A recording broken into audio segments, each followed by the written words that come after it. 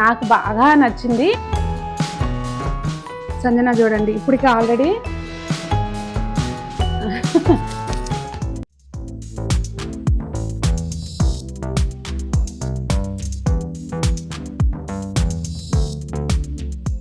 పెద్దలందరికీ నమస్తే, పిల్లలందరికీ హాయ్. ఎలా ఉన్నారండి? అందరూ బాగున్నారా? మేము చాలా బాగున్నాం. మీరు కూడా చాలా చాలా బాగున్నారని ఆశిస్తున్నాను. ఈరోజు ఇదిగోండి వీటికి నేనైతే బొబ్బర్ల పప్పులు అని పేరు పెట్టా. మీరేం పెడతారో చెప్పండి. ఇవాళ ఈ రెసిపీ చేశాను అనమాట. నా అవతారం చూస్తే అసలు ఎట్లా ఉంది చూడండి, వీడియో అలాగే చేసేస్తున్నాను. ఎందుకు అనుకుంటున్నారు? ఇది కాదు ఈ రెసిపీ లాస్ట్ వాయిలో ఉండగా పాము వచ్చింది బయటికి. ఇవి ఒకటే అరుస్తున్నాయి అనమాట. సంజన చూడండి ఇప్పటికి ఆల్రెడీ ఇవి క్యాండీ డేజీ అసలు విపరీతంగా అరుస్తున్నాయి అనమాట. ఎవరన్నా వచ్చినా కానీ పిల్లి వచ్చినా అటు చేస్తాయి, లేదంటే ఏదన్నా వాటికి మరీ అరిసేవి కూడా వెరైటీలుగా అరుస్తాయి. ఏదో ఎప్పుడు ఎలా అరుస్తాయో నాకు తెలుసు కదా, ఏదో డేంజర్ అనేది అర్థమయ్యి వెళ్ళా. నాకు అది అరిసే పద్ధతిలో ఏమైనా ఎలకలు పందికొక్కులు అట్లా వచ్చినాయేమో అనిపించింది. ఈ తలుపు వేసేసుకుని అప్పుడు వెళ్ళి చూస్తే అక్కడ చక్కగా డేజీ అయితే జుట్టంతా నిక్కబొడి చేసుకుని ఉందన్నమాట. అప్పుడు చూస్తే ఇంకా అక్కడ పాము చుట్టుకుని ఉంది. ఇక రుబ్బిగాడికి భయం వేసి నా కాళ్ళ దగ్గరికి వచ్చేసి ఇది ఇక్కడే కూర్చుంది అవి అరుస్తుంటే. అప్పుడు వీటన్నిటిని లోపల పెట్టి మా కాలనీలో అందరిని పిలిచి దాని పని చూసుకొని దాన్ని పట్టుకుని వచ్చేసరికి ఇదిగోండి నా అవతారం ఇట్లా అయిందనమాట. కాకపోతే ఈ రెసిపీ అప్పటికే షూట్ చేసి ఉంది కదా, రేపటి దాకా మా వాళ్ళు ఉంచుతారో లేదా అని చెప్పి మొత్తానికి చూపించేస్తున్నాను అనమాట. చూసేయండి ఎలా చేశాను ఏంటనేది. నిజంగా అండి మనం వాళ్ళు చేసే వంటకి మూడు పదార్థాలు కావాలి. ఇక్కడ చూసారా, ఇక్కడ ఒక గిన్నె తీసుకోండి. కొలతకి నేను ఇక్కడ ఒక చిన్న గ్లాస్ తీసుకుంటున్నాను. నార్మల్గా మార్కెట్లో దొరికే బియ్యపిండేనండి. ఇక్కడ మనము కొలతకి నేను జస్ట్ ఊరికే రెసిపీ కోసమే చేస్తున్నానండి. ఇప్పుడు టైం లేదని కొంచెమే కలిపి చూపిస్తున్నాను. ఇక్కడైతే ఇది రెసిపీ పర్పస్ చేస్తున్నానండి. చూసారు కదా, 3 గ్లాసులు పిండి తీసుకున్నాం మనము. 3 గ్లాసుల పిండికి 2 గ్లాసుల నీళ్ళు అండి.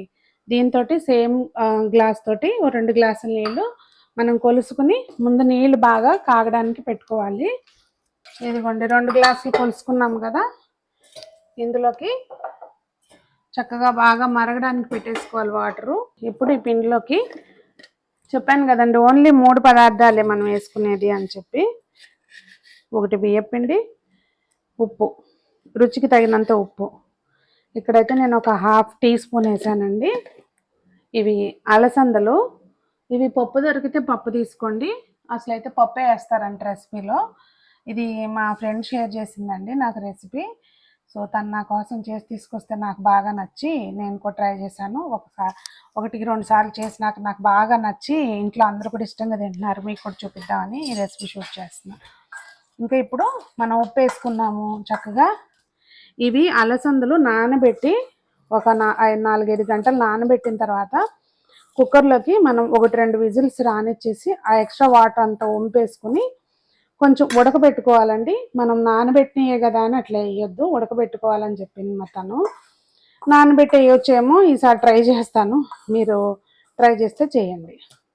సో పిండిలోకి ఇది కలిపేసుకున్నాం కదా, ఒక్కసారి పిండి చెక్ చేసుకోండి ఉప్పు సరిపోయిందా లేదా అనేది. ఇవి కొంచెం ఉప్పుగా భలే ఉంటాయి అన్నమాట టేస్ట్ అయితే. కొంచెం ఒక చిటికెడు మళ్ళీ ఉప్పు వేస్తున్నానండి. నీళ్ళు బాగా సలసలా కాగాలి. చూసారా, ఇట్లా మరిగే వాటర్ని చక్కగా మనం పిండిలోకి వేసుకోవాలండి. పిండి ఎప్పుడు కూడా కొంచెం ఎక్స్ట్రా ఉంచుకోవాలి మనం. కొంచెం వాటర్ ఏంటంటే అది ఆ బియ్యం దీన్ని బట్టి కొన్నిసార్లు ఎక్కువ పట్టొచ్చు, కొన్నిసార్లు తక్కువ పట్టొచ్చు, మనం తీసుకున్న పిండిని బట్టి. మామూలుగా అయితే కొలత అయితే 3 గ్లాసుల పిండికి 1 గ్లాసు. మీరు గ్లాస్ అనే కాదు దేంతో తీసుకున్నా కానీ 3 గ్లాసుల పిండికి 2 గ్లాసుల నీళ్ళండి. ఇది కొంచెం మనం చెయ్యి వేడి పట్టదు కనుక కొంచెం బాగా ఇలా అనేసేసి ఒక 2 నిమిషాలు అలా మూత పెట్టేసి వదిలేసాం అనుకోండి, చక్కగా పిండి ఆ వేడికి మంచిగా అవుతుంది. ఇందులో మనం ఏమి ఆయిల్ కానీ ఏమి వేయవసరం లేదండి, చక్కగా ఇట్లా కలుపుకోవటమే. మనం కుడుములు చేసుకుంటాం కదా, తీపి కుడుములు, సేమ్ అదే ప్రాసెస్, చిన్న మార్పు ఉంటుంది అన్నమాట. అందులో బెల్లం కాసిన నీళ్ళు పోస్తాము, ఇదేమో ఉప్పు వేసాము, అదే తేడా. అలా వదిలేసేయండి కాసేపు.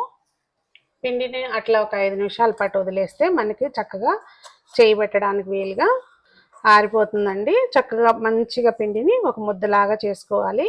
అవసరం అనుకుంటే కొంచెం పొడి పిండి వేసుకుని మనం పిండిని అడ్జస్ట్ చేసుకోవాలండి.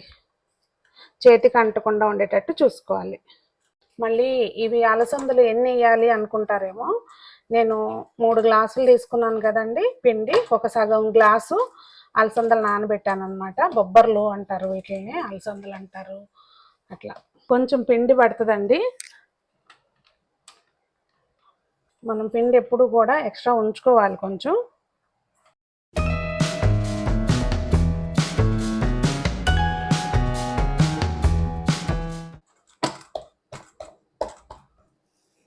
మనకి ఇట్లా పిండి రెడీ అవ్వగానే గ్యాస్ మీద ఆయిల్ పెట్టేసుకోవాలండి. ఒక మూకుడికి పిండిలా మనం కొంచెం చిన్న చిన్నగా ఉండలు చేసేసుకుని పెట్టేసుకోవాలండి. ఈ మాదిరి అంటే మనము ఎంత చెక్కలు చేద్దాము అనుకునే దాన్ని బట్టి సైజు దానికి అనుగుణంగా చేసుకోవాలన్నమాట. నాకైతే ఇవి చిన్న చిన్నవి బాగా నచ్చుతాయండి. సో ఇట్లా మనం ఒక తడి బట్ట మీద లేదు ప్లాస్టిక్ కవర్ మీద అయినా చేసుకోవచ్చు. చేతికి అంటుకుంటుందంటే కొంచెం ఆయిల్ రాసుకోండి. పల్చగా చేసుకోవాలి. మధ్యలో మనం గార్లిక్ పెట్టుకుంటాం కదా, ఇలా కన్నం పెట్టుకోండి. ఎందుకంటే లేదు అంటే మధ్యలో మనకి ఆగదన్నమాట. సో అట్లా చూసుకుని జస్ట్ పల్చగా చేసుకోవాలండి. ఒకసారి చూపిస్తాను ఒకటి తీసి. ఇదిగోండి ఇట్లా పల్చగా చేసుకోవాలి మాత్రం. ఓకేనా? ఇంకా అన్నీ ఇలా చేసుకుని మనం డీప్ ఫ్రై చేసుకోవటమేనండి. చాలా సింపుల్ ఇంగ్రీడియంట్స్. చక్కగా బాగా నచ్చుతాయి ఇంట్లో అందరికీ కూడా. ఒకసారి తప్పకుండా ట్రై చేయండి. నాకైతే ఫస్ట్ టైం తిన్నప్పుడు చాలా బాగా నచ్చినాయి. నాకు ఇట్లాంటి కొత్తవి అన్న తెలిసినప్పుడు ఏంటంటే రాగానే ఇంట్లోకి వచ్చి ట్రై చేసేస్తాం. ముందైతే ఆ రెసిపీ అడిగి తెలుసుకుని 1-2 సార్లు చేస్తే ఏంటంటే అందులో మనం ఏమైనా తప్పు చేసినా కానీ మనకు అర్థమవుతుంది. అప్పుడు మీకు చెప్పడానికి బాగుంటుందని నేను ముందు ట్రై చేస్తే ఏదన్నా ఇట్లాంటిది కొత్తది తెలిస్తే. మీకు ఆల్రెడీ తెలిస్తే కనుక మీ ప్రాంతంలో వీటిని ఏమంటారు చెప్పండి. తను ఏంటంటే తెపాల చెక్కనే అంది, మరి దీన్ని బొబ్బర్లు తెపాల చెక్కనో ఏదో అంది. నాకైతే బొబ్బరి పప్పలు అని అంటే బాగుంటుంది అనిపిస్తుంది. మీరు ఏమంటారు? దీనికి ఒక పేరు పెట్టండి. మీకు ఆల్రెడీ తెలిస్తే మీ ప్రాంతంలో ఏమంటారో కామెంట్ చేయండి. సింపుల్గా అసలు చక్కగా సాగుతాయండి. ఇబ్బంది ఏమి ఉండదు మనకి. పప్పులు కొంచెం తగ్గినాయి అనిపిస్తుంది నాకు. ఇది మధ్యలో బెజ్జం పెట్టినాక మళ్ళీ ఇది సరి చేసుకోవాలి. నేను ఈ లోపలే ఆయిల్ పెట్టేసుకున్నానండి. చక్కగా ఆయిల్ వేడెక్కింది. మనం చేసుకున్న ఇవి మంచిగా డీప్ ఫ్రై చేసుకోవటమే. చూసారుగా, చాలా సింపుల్ రెసిపీ. పిల్లలైనా ఈజీగా చేసేయచ్చు. కాకపోతే ఏంటంటే డీప్ ఫ్రై ఐటమ్ కనుక కొంచెం పిల్లలకి దూరంగా ఉండాలంటే తేడా. ఆయిల్ ఏగుతూ ఉంటుంది, కొంచెం టైం పడుతుంది. ఫ్లేమ్ మరీ ఎక్కువ పెట్టుకుని చేయొద్దు.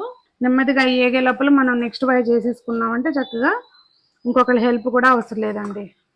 ఇదిగోండి చక్కగా ఈ కలర్ వచ్చినాక తీసేసుకుంటే సరిపోతుంది.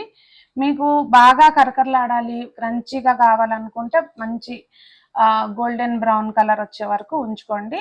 నాకేంటంటే కొంచెం అలా సాఫ్ట్గా తగులుతూ కొంచెం క్రంచీగా ఉంటే నచ్చినాయి ఇవి. సో అందుకని నేను ఇలా తీస్తున్నానండి. మీకు ఎలా కావాలంటే అట్లా దాన్ని బట్టి తీసుకోండి. ఇంకా మన నెక్స్ట్ ఫ్రై కూడా మనం రెడీగా పెట్టేసుకుంటే చక్కగా తీయంగానే వేసేసుకోవచ్చు అనమాట. పెద్దగా ఆయిల్ కూడా ఏం పీల్చట్లేదండి. అసలు ఆయిల్ పీల్చుకుంటే ఎలా ఉంటాయిలేండి డీప్ ఫ్రై ఐటమ్ అన్న తర్వాత. ఇది ఇంకా ఆయిల్ వద్దనుకుంటే దీన్ని పల్చగా ప్యాన్ మీద తెపాల చెక్కలాగా అంటించేసుకోవడమే. ఇంకా అంతే అండి. అన్నీ ఇలా డీప్ ఫ్రై చేసుకోవాలి. చూసారు కదా రెసిపీ. సింపుల్ గా 3 పదార్థాలతో చేసేసాం కదా. నాకు నువ్వు రెసిపీ ఎట్లా చేసావో తెలియదు కానీ టేస్ట్ అయినప్పటికీ భలే ఉంది. అది సంగతి. ఈ మధ్య నేర్చుకున్న వంట అండి ఇది. కానీ నాకు బాగా నచ్చింది. మెయిన్ ఏంటంటే వాళ్ళు ఎక్కడికైనా తీర్థయాత్రలకి ట్రావెలింగ్కి వెళ్ళేటప్పుడు చేసుకుంటారంట స్పెషల్గా. ఇవి ఎక్కువ ఆయిల్ కూడా పెద్దగా పీల్చలేదండి. ఆయిల్ పీల్చవు, ఎక్కువ మసాలాలు ఉండదు, తొందరగా చేసి తీసుకోవచ్చు కదా. ట్రావెలింగ్కి వెళ్ళేటప్పుడు చేసి తీసుకెళ్తారంట. కాసేపు నవలటానికి ఎంజాయ్ చేయడానికి బాగుంటుందని తీసుకెళ్తారంట. సో మా లక్ష్మి చెప్పిన రెసిపీ మీకు కూడా చూపించేసాను. ఇది పక్కన పెడితే అండి రెసిపీ ట్రై చేసి ఎలా వచ్చిందో చెప్పండి. నాకేమనిపించింది అంటే మనం చక్కగా ప్రసాదానికి కూడా పెట్టుకోవచ్చు అనిపించింది. బాగుంది. అంటే చేసుకుంటారుగా కుడుములు స్ట్రైట్గా చేసుకుంటే అది ఆవిరి మీద ఉడకబెట్టుకోవాలి. అయితే ఇదంతా పక్కన పెడతా అండి. ఆ, పాములు ఎప్పుడన్నా మీ ఇంటికి వచ్చినాయా? మీరు వాటిని ఆ, వాటి అంటే మీకు భయపడతారా ఏంటి అనేది కామెంట్ చేయండి. నాకు ఏ పాము వచ్చింది? అది రక్తపింజరి అండి, ఏకంగా పైథాన్. పైథన్ అంటారంట దాన్ని, ఇంగ్లీష్ లో రక్తపింజరి అని చెప్పారు. దానిపైన చక్క డిజైన్ రౌండ్గా ఉన్నాయి అనమాట. ఇంకా మా పక్కన అంకుల్ చెప్తున్నారు, అది కనుక కాటేస్తే మొత్తం రక్తం అంతా గడ్డలు గడ్డలు కట్టేయాల్సిందే అని చెప్పి. నిజంగా మా డిజ్జిగాడు, మా ఇంట్లో అని కాదండి, ఏమో కాలనీలో అది ఎక్కడికి వెళ్ళేదో తెలియదు కదా, పిల్లలు తిరుగుతూ ఉంటారు. మా డిజ్జిగాడి కొంతమంది ప్రాణాలు కాపాడింది అనిపించింది నాకైతే.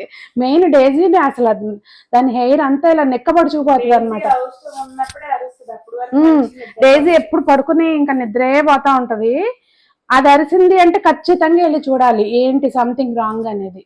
అది మొత్తానికి అది కథ జరిగిందండి. ఈ రెసిపీతో పాటు ఆ అనుభవం కూడా షేర్ చేశాను. మీకు అలాంటివి ఏమైనా ఉంటే తప్పకుండా చెప్పండి సరదాగా.